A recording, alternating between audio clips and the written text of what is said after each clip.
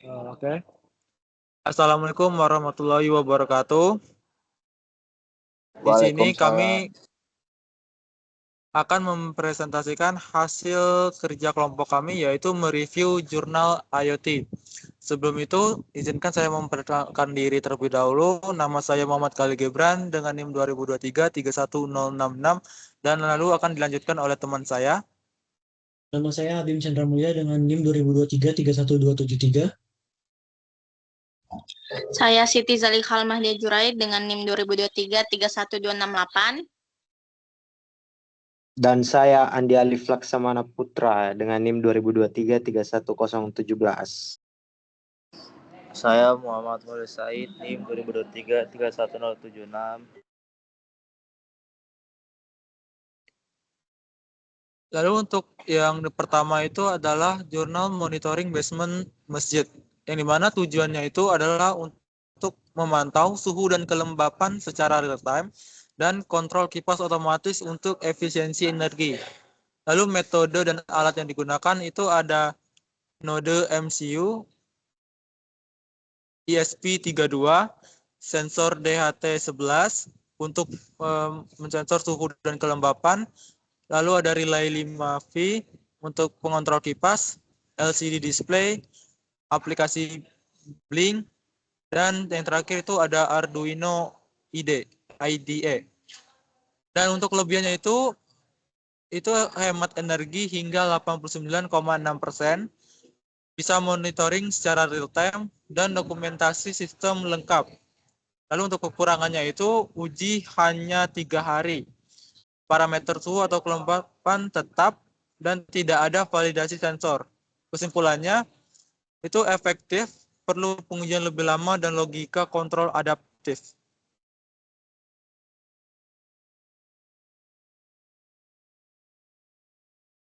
Oke, lalu ada monitoring ruang obat. Ini bertujuan untuk menjaga kualitas obat dengan kondisi lingkungan yang optimal. Metode dan alatnya itu mencakup node MCU, lalu ada sensor DHT11 untuk mengukur suhu dan kelembapan, ada sensor BH1750 untuk intensitas cahaya, lalu ada Google Sheets-nya juga untuk cloud monitoring, ada Arduino IDE, terus lalu ada notifikasi email otomatis. Kelebihan dari sistem ini dapat mengumpulkan data secara real time, lalu juga sesuai dengan standar Kemenkes dan mudah diakses dan juga hemat dalam biayanya. Kekurangannya itu pengujiannya hanya 7 jam, tidak ada kontrol otomatisnya, tidak ada bahas keamanan datanya.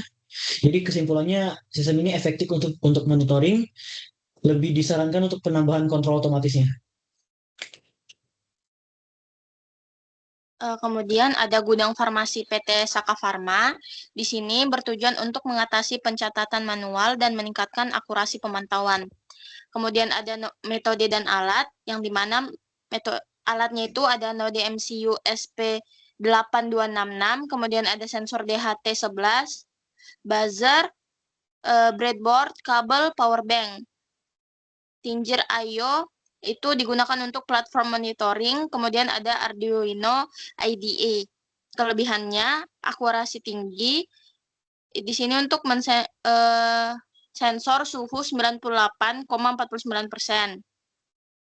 Kemudian real time, efisien, dan mudah diakses. Lalu uji kalibrasinya dengan data logger. Kekurangannya bergantung pada internet dan power bank, kemudian pengujiannya singkat, dan tidak ada analisis biaya. Kesimpulannya, efektif, perlu pengujian jangka panjang, dan analisis ekonomi.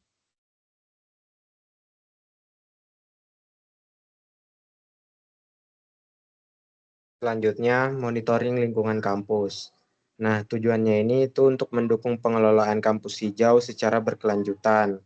Metode dan alat yang dipakai yaitu sensor DHT11 itu untuk suhu atau kelembapan, terus sensor kualitas udara dan air, sensor LoRa untuk ruangan server, terus studi kasus itu di Google Universitas California, Sungai Thames.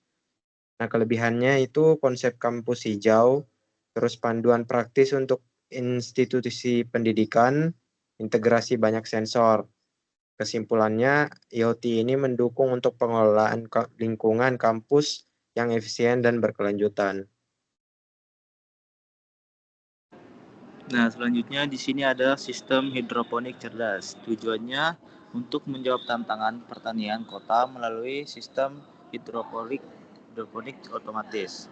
Sedangkan metode dan alat yang digunakan, yang pertama itu ada Arduino Uno ditambah Node MCU. Yang kedua ada sensor pH, yang ketiga ada sensor TDS ataupun nutrisi larutan. Kemudian ada sensor DHT22. Ini adalah sensor suhu dan kelembapan. Selanjutnya ada sensor LDR ataupun sensor cahaya. Selanjutnya ada sensor ultrasonik HCSR04. Ini untuk mengukur ketinggian air. Kemudian ada web platform dan WhatsApp integration. Kemudian untuk kelebihannya di sini ada real time monitoring, yang kedua ada kontrol otomatis via WhatsApp, dan yang ketiga ada sensor akurat dan multi parameter. Sedangkan kekurangannya, yang pertama terbatas pada tanaman pakcoy, yang kedua butuh koneksi internet yang stabil. Kesimpulan dari sistem ini, solusi pertanian urban yang fleksibel perlu pengujian pada tanaman lain juga. Lalu untuk penutupnya itu, kesimpulan umumnya, IoT memadukan sensor atau pengambilan data dan aktuator atau pelaksanaan aksi, meningkatkan efisiensi energi, pemantauan real-time, dan otomatisasi lingkungan. Masing-masing jurnal menunjukkan potensi nyata dalam penerapan IoT. Penelitian lanjutan penting untuk optimasi kontrol, validasi data, dan skalabilitas sistem. Dan mungkin untuk cukup sekian presentasi dari kelompok kami. Bila ada salah kata mohon dimaafkan. Saya tutup. Assalamualaikum warahmatullahi wabarakatuh. Waalaikumsalam warahmatullahi wabarakatuh. Waalaikumsalam.